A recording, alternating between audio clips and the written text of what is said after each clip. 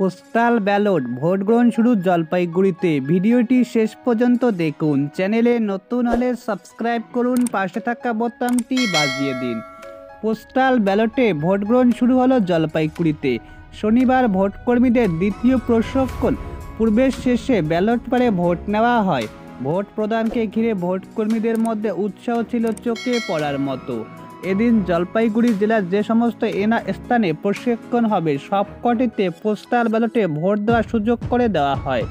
জেলার শাসক শামা পারভিন বলে, সম্পূর্ণ শান্তিপ্রিয় উপায়ে ভোট গ্রহণ পূর্ব শেষ হয়েছে।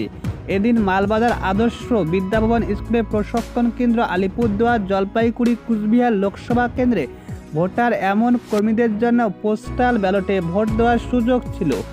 কর্মীদের জন্য পোস্টাল ব্যালটের পাশাপাশি ইডি ইলেকশন ডিউটি ভোট দেওয়ার ব্যবস্থা করে দেয় এদিন, এমনটাই জানা গিয়েছে। সব মিলিয়ে ইতিমধ্যে ভোটের আবহ শুরু হয়ে গেল জলপাইগুড়িতে।